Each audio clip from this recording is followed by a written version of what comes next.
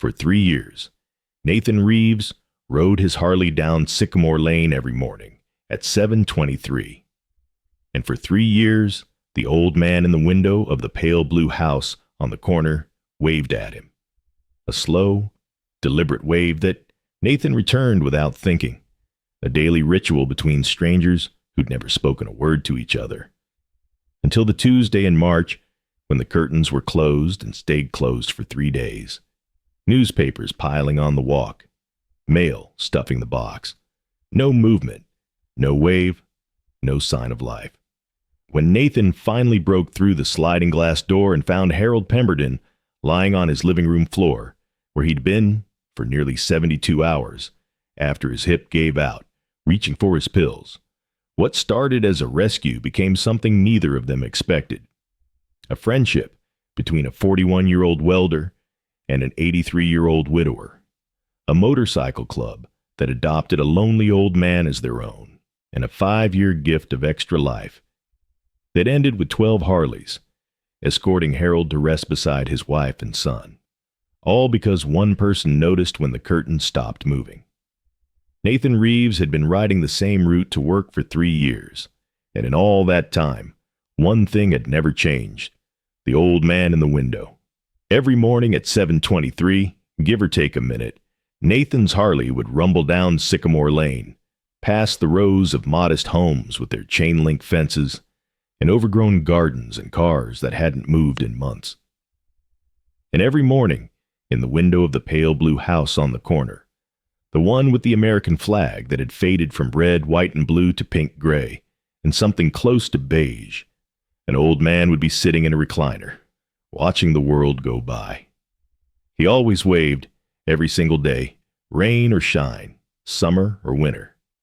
A slow, deliberate wave, the kind that took effort, the kind that meant something. Nathan had started waving back sometime during his first month on the route, a casual lift of his hand that had evolved into something more deliberate over time. A ritual, a connection between strangers who had never spoken a word to each other. Nathan was 41 years old, a welder at the shipyard by day, and a member of the Harbor Kings MC by everything else. He was built like the steel he worked with, solid, practical, resistant to heat and pressure. He'd been married once, divorced twice, had a daughter in college who texted him pictures of her pottery projects, and a son in the Marines who called every Sunday without fail. Life was good. Not perfect, but good, steady, the way Nathan liked it. The old man in the window was part of that steadiness, a fixed point in the rotation of days. Nathan didn't know his name, didn't know his story, didn't know anything about him except that he was always there, always watching, always ready with that wave, until the Tuesday in March when he wasn't. Nathan noticed it immediately. He came around the corner of Sycamore Lane at his usual time, engine rumbling, morning air still carrying the last chill of winter. His eyes went to the pale blue house automatically, the way they always did. The curtains were closed. In 3 years, Nathan had never seen those curtains closed during daylight hours. The old man liked his window, liked watching the neighborhood wake up, the kids walking to school, the mail carrier making her rounds. He'd told Nathan as much, not with words, but with presence, with that daily ritual of sitting and watching and waving. Now the curtains were drawn tight, and the house looked somehow smaller, without the old man's face in the window. Nathan slowed his bike, idling at the corner.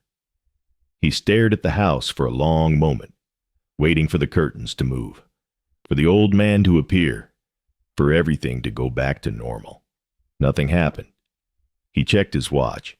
7:24. Maybe the old man was sleeping in. Maybe he'd had a bad night. Maybe 100 different things, all of them innocent, all of them easily explained. Nathan pulled away and continued to work, but the image of those closed curtains stayed with him all day. The next morning, the curtains were still closed. Nathan slowed again, stopping this time, planting his boots on the pavement while he studied the house. The flag was still there, faded and limp in the windless morning. The mailbox at the curb had something in it. Letters or bills. He couldn't tell from this distance. The newspaper, still in its plastic sleeve, lay on the front walk where the carrier had tossed it. 2 days' worth of newspapers, actually. The one from yesterday was still there, too, slightly darker from a night of dew. Nathan's stomach tightened. He thought about knocking on the door, thought about calling out, asking if everything was okay.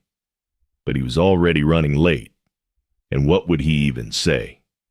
Hey, I'm the guy who waves at you every morning, just checking to make sure you're not dead. He told himself he was overreacting. Told himself the old man probably had family checking on him. Told himself it wasn't his business, wasn't his responsibility, wasn't his place to interfere in a stranger's life. He rode to work and spent the whole day thinking about closed curtains and unanswered newspapers. On the third morning, Nathan didn't just slow down. He stopped. 3 newspapers on the walk now. Mail visibly stuffed in the box, some of it starting to stick out. Curtains still drawn. No lights visible through the gaps. No sound, no movement, no sign of life. Nathan pulled his bike to the curb and killed the engine. He sat there for a full minute, arguing with himself. This wasn't his business. He didn't even know the man's name. There could be a perfectly reasonable explanation. Maybe he'd gone to visit family. Maybe he was in the hospital for something routine. Maybe he'd simply decided to take a few days away from his window. But 3 years of daily waves meant something. 3 years of unspoken connection, of mutual acknowledgement, of being seen by someone who expected to see you. That had to count for something. Nathan swung off his bike and walked up to the front door. Hit subscribe if you believe that paying attention to the people around you can save a life. Comment where you're watching from, and share this with someone who needs to remember that neighbors aren't just people who live near you. They're people who see you. He knocked 3 times, firm but not aggressive, waited, listened, nothing. He knocked again. Hello? Sir? Everything okay in there? Still nothing. Nathan stepped back and looked at the windows, all curtains drawn. He walked around the side of the house, peering through gaps where he could, seeing nothing but darkness and the vague shapes of furniture. At the back of the house, and he found a sliding glass door. The curtains here were thinner, and through them he could see into what looked like a living room. A recliner, facing a television. A side table with a lamp that wasn't on. And on the floor beside the recliner. Nathan's heart stopped. A shape. A person. Lying motionless on the carpet. He didn't think. He just acted. The sliding door was locked, but the frame was old. The kind that gave way if you knew how to lift and push at the same time. Nathan had grown up in houses like this. He knew their weaknesses. The door slid open with a groan, and Nathan stepped inside, already pulling out his phone to dial 911. Quote 1. Quote to 2. Nathan crossed the room in 3 strides and dropped to his knees beside the old man. He was lying on his side, one arm stretched toward the recliner, like he'd been trying to pull himself up. His skin was pale, his lips slightly blue, and for a terrible moment Nathan thought he was too late. Then he saw the chest move. Shallow, barely visible, but there. He's breathing. Barely. Please hurry. Paramedics are on their way, sir. Can you tell me if he's conscious? No, he's out cold. I don't know how long he's been here. Nathan looked around the room, saw the pill bottles on the side table, the empty glass that had tipped over, the phone that had fallen just out of reach. He might have fallen trying to get to his phone. There's medication here. I don't know what kind. Don't move him, sir. Keep him warm if you can. Help is 4 minutes out. 4 minutes. Nathan grabbed a blanket from the couch and draped it over the old man, careful not to jostle him. Then he knelt beside him and did the only thing he could do. He waited. The paramedics arrived in 3.5 minutes. They came through the front door. Nathan had unlocked it after calling, and took over with the kind of efficient calm that comes from doing this 1,000 times. They checked vitals, started an IV, asked Nathan questions he couldn't answer. What's his name? How long has he been like this? Does he have family? Medical history? I don't know, Nathan kept saying. I don't know him. I ride past his house every day. He waves at me. I wave back. I noticed he wasn't there. One of the paramedics, a woman with gray streaks in her hair and kind eyes, paused what she was doing and looked at Nathan. You broke in because he wasn't waving. The curtains were closed for 3 days. He never closes his curtains. Nathan felt suddenly foolish, like he was explaining something that made no sense. I just knew something was wrong.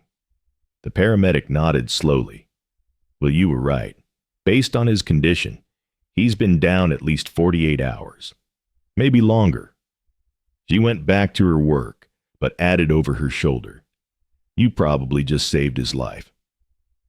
They loaded the old man onto a stretcher and wheeled him out to the ambulance.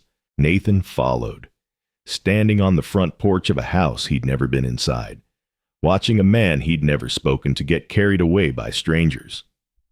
Which hospital? He asked. County General. But unless you're family, I'm not. I'm just... Nathan didn't know how to finish that sentence. Quote, 18. The paramedic with the kind eyes touched his arm. Quote, 19. Nathan went to work late that day. His foreman gave him a look but didn't say anything. Nathan had been reliable for 15 years, and one late morning wasn't going to change that. He welded the pieces he was supposed to weld, ate lunch with the guys he always ate lunch with, punched out at 4:30 the same as always. Then he drove to County General. He didn't know why. The old man wasn't family, wasn't even a friend, really. They'd never shared a meal, never had a conversation, never exchanged anything except waves through a window. By any reasonable measure, Nathan had done his part. He'd found the man, called for help, probably saved his life. That should be enough. But those closed curtains kept haunting him. 3 days. The old man had been lying on that floor for 3 days, and no one had noticed. No one had checked. No one except a biker who happened to pay attention to an empty window. What kind of world was that? Nathan parked his bike in the hospital lot and went inside. If you're enjoying this story, hit that hype button right now. It's free, takes a second, and helps this video reach more people who need to see it. Now back to the story. The old man's name was Harold Pemberton. He was 83 years old. Nathan learned this from the nurse at the front desk, who was reluctant to share information until Nathan explained the situation. The daily waves, the closed curtains, the break-in that probably wasn't legal but definitely wasn't wrong. The nurse's expression softened. They mentioned that in his file. Hang on. She made a phone call, spoke quietly, then hung up and pointed toward the elevators. Room 412. He's awake now. He's been asking about the man who found him. Nathan's throat tightened. Quote, 23. Quote, 24. The nurse smiled. Quote, 25. Nathan wasn't sure he wanted to be thanked. He wasn't sure what he wanted at all. But he got in the elevator anyway, rode up to the 4th floor, and found room 412. The door was open. Inside, propped up in a hospital bed with tubes in his arm and monitors beeping softly, was the old man from the window. He looked smaller than Nathan had imagined, frailer. The window had always shown him from the shoulders up, dignified in his recliner, waving like he was greeting royalty. Here in this bed, he was just a tired old man with thin white hair and skin that looked like paper, left too long in the sun. But his eyes were sharp, alert. They found Nathan in the doorway and widened with recognition. Quote, 26, Harold said. His voice was rough, probably from the tubes they'd had down his throat. The motorcycle man. Nathan stepped into the room. Yes, sir. Nathan Reeves. Harold Pemberton. Harold extended a trembling hand, and Nathan took it gently. You saved my life, son. I just noticed you weren't in your window. Figured something was wrong. 3 days. Harold's eyes grew wet. Quote, 33. He squeezed Nathan's hand with surprising strength. I thought I was going to die alone in that house. I thought no one would find me until... He couldn't finish. Nathan pulled a chair close to the bed and sat down. Quote, 35. Quote, 36. Quote, 37. Nathan smiled slightly. Quote, 38. Harold laughed, a weak wheezing sound, but genuine. Quote, 39. The quote, 40. Quote, 41. Harold's gaze drifted to the window, though there was nothing to see but another wing of the hospital. After he died, I sold his bike. Couldn't stand to look at it. But then you started riding past my house, and I thought it was nice to see a bike like that again. Made me think of him. Nathan didn't know what to say. He'd been waving at a stranger for 3 years, never knowing that those waves were connecting an old man to memories of a dead son. What was his name? Nathan asked quietly. Michael. Everyone called him Mike. Harold's smile was sad but real. Quote, 45. Nathan thought about his own father, who died when Nathan was 19. Heart attack, sudden and final. He thought about the things he'd give to have one more conversation, one more wave, one more moment of connection. Quote, Jerry V46, Nathan said. Quote, 47. And Harold did. Nathan stayed for 2 hours.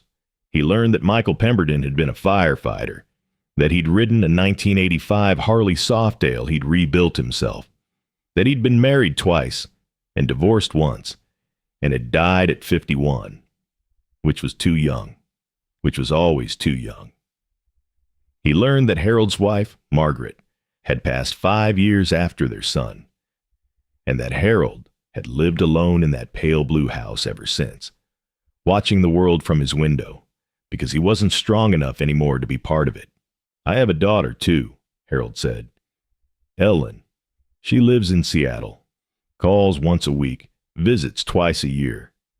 She wants me to move closer, but this is my home. This is where Margaret and I raised our kids. I can't leave. Who checks on you? Meals on Wheels, 3 times a week. A nurse comes once a month for my medications. Harold's expression flickered with something that might have been shame. Quote, 52. Quote, 53. Quote, 54. Harold nodded. Quote, Nathan thought about all the houses he'd ridden past, all the windows he'd never looked at, all the people living their lives behind curtains that might or might not be open. How many of them were alone? How many of them were one fall away from disappearing? Nathan said, quote, 57. Harold looked at him. Quote, 58. Quote, 59. Nathan leaned forward. Quote, 60. The old man's eyes filled with tears. You don't have to do that. We barely know each other. We've been waving at each other for 3 years. In my world, that's enough. Nathan left the hospital as the sun was setting and rode straight to the clubhouse. The Harbor Kings had been his family for 15 years, longer than either of his marriages, longer than some of his friendships, longer than almost anything in his life, except his relationship with his kids. They'd been there for him during his divorces, during his father's death, during the hard years when the shipyard had layoffs, and he wasn't sure how he'd make rent. Now he needed them for something different. He found them in the common room, 12 brothers drinking beer and watching whatever game was on. The usual Tuesday night routine. Marcus Ghost Washington, the chapter president, looked up when Nathan walked in. "You're late. Everything okay?" "Got a situation." Nathan pulled up a chair and told them everything. The waves, the curtains, the break-in, the old man on the floor, the hospital visit. When he finished, the room was quiet. "So what do you need?" Ghost asked. "I need us to adopt this guy." "Adopt?" "Not legally. But look, he's 83 years old. He lives alone. His son died. His wife died. His daughter's across the country. He's got nobody, Ghost. Nobody except a biker who happens to ride past his house every morning."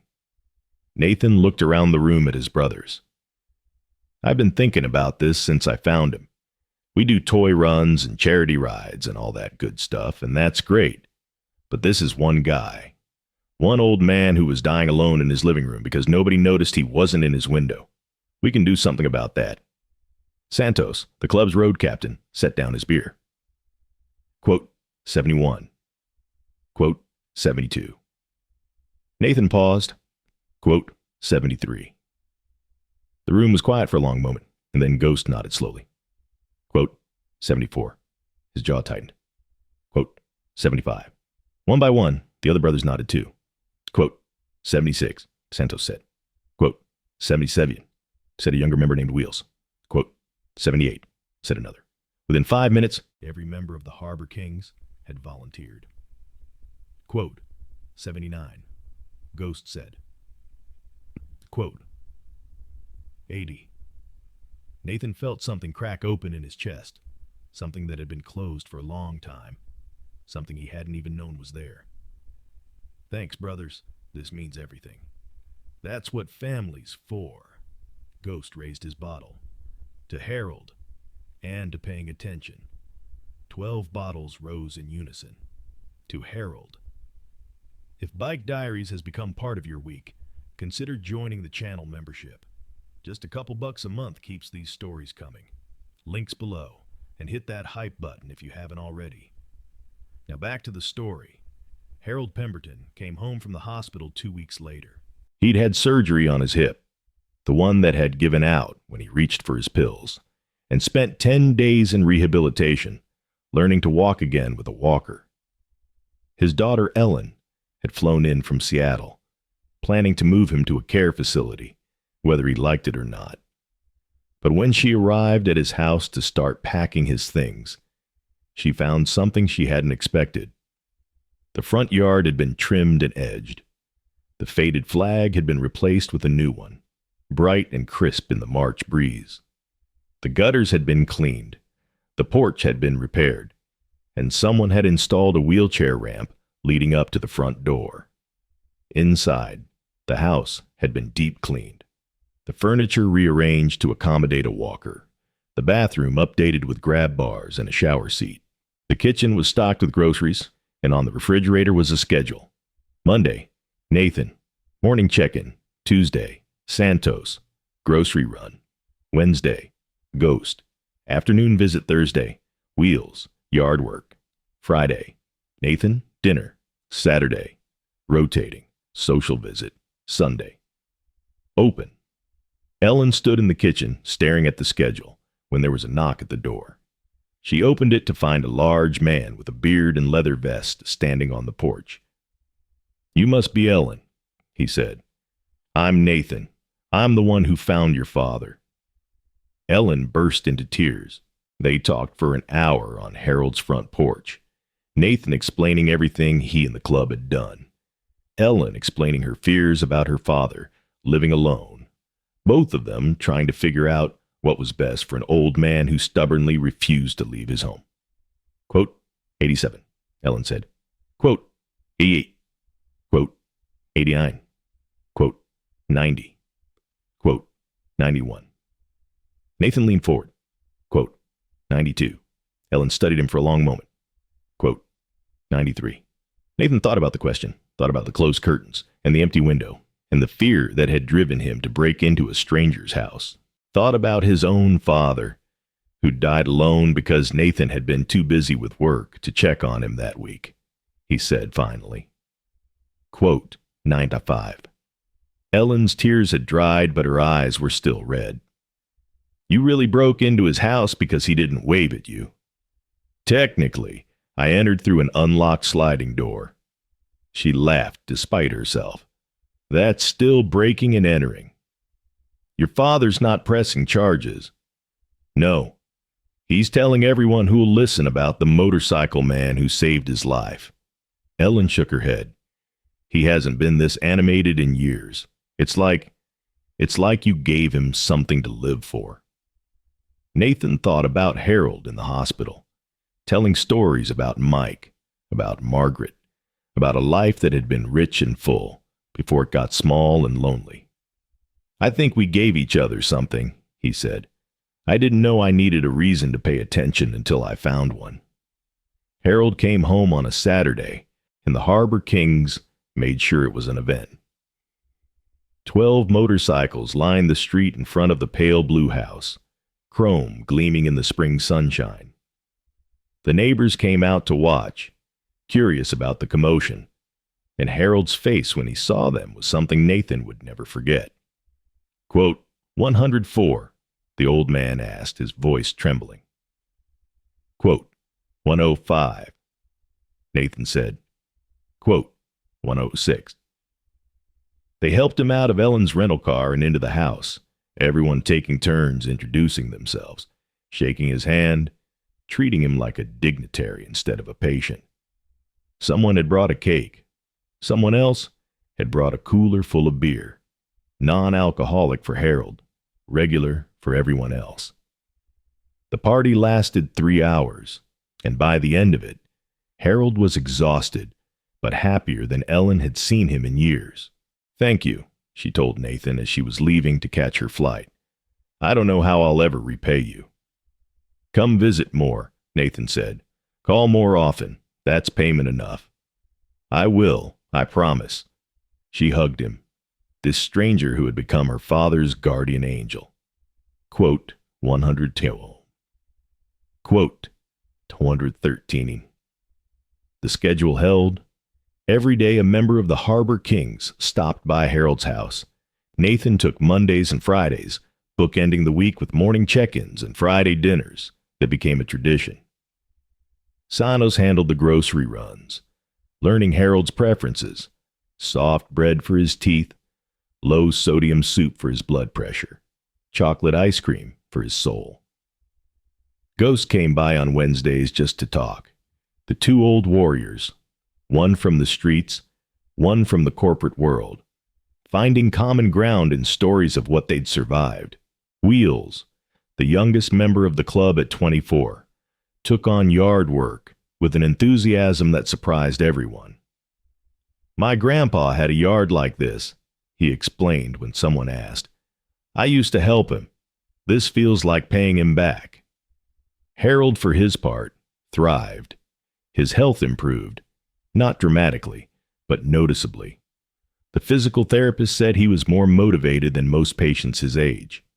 The doctor said his blood pressure was down, his appetite was up, and his overall affect had improved significantly. He was depressed before, the doctor told Nathan during one of Harold's appointments.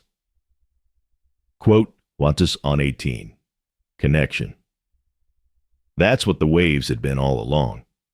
A thin thread of connection between two people who'd never spoken, maintained daily for 3 years, until it was strong enough to save a life.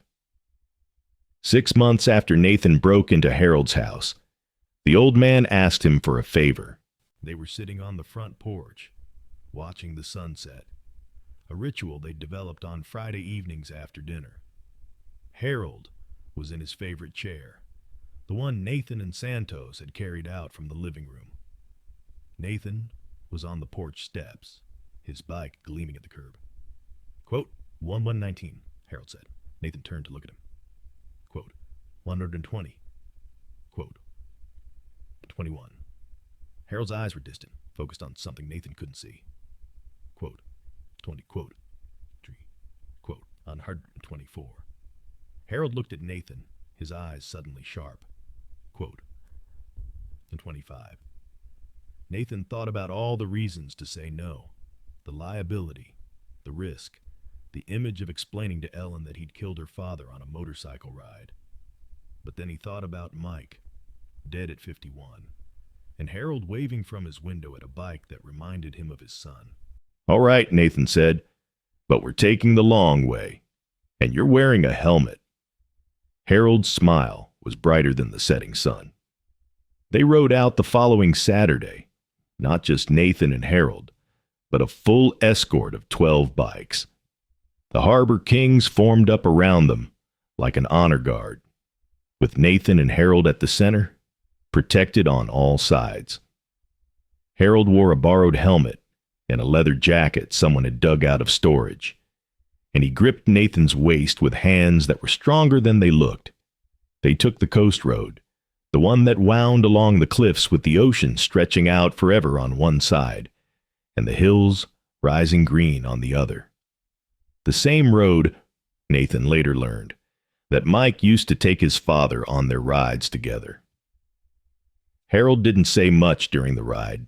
He didn't have to. Nathan could feel him behind, could feel the way his body relaxed into the curves, the way his grip shifted from fearful to confident as the miles passed.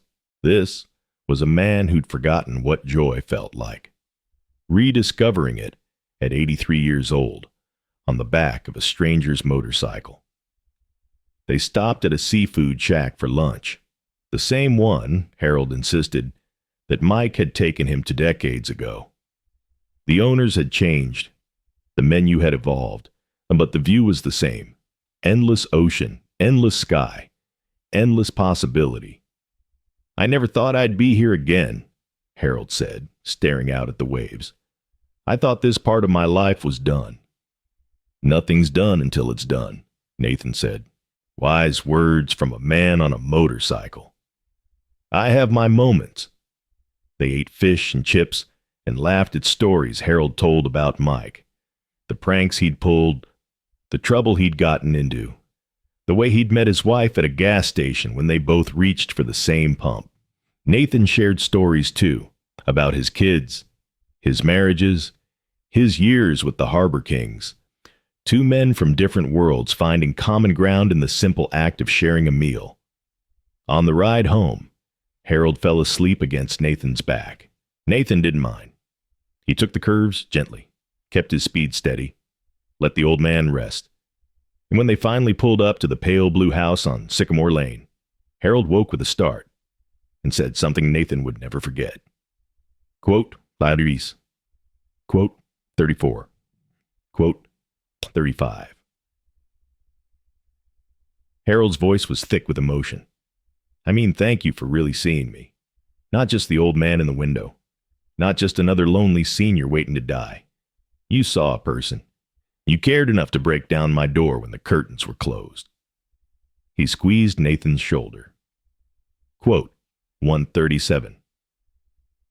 Nathan helped him off the bike, walked him inside, settled him in his recliner, the same one he'd fallen out of all those months ago. The window was open now, curtains pushed back, the evening light pouring in. Same time tomorrow? Nathan asked. Same time tomorrow. Harold smiled. I'll be in my window. 3 years passed. Harold Pemberton turned 86, then 87. His health had its ups and downs. A bout of pneumonia that scared everyone. A small stroke that left him with a slight droop on one side of his face. But he kept going. Kept waving from his window. Kept hosting Friday dinners. Kept telling stories about Mike to anyone who would listen. The Harbor Kings adopted him formally, not on paper, but in spirit. He became a fixture at their events, sitting in a place of honor at charity rides and cookouts, surrounded by leather and chrome and the people who'd decided he was worth caring about. Quote, the younger members called him. The title made him laugh every time. Nathan's daughter graduated from college and moved back to town. His son finished his service and came home with a wife and a baby on the way. Life got fuller, richer, more complicated in all the ways that mattered. But every Monday and Friday, Nathan still rode past the pale blue house on Sycamore Lane. And every time, Harold waved. Harold Pemberton died on a Thursday in September, 3 weeks before his 88th birthday.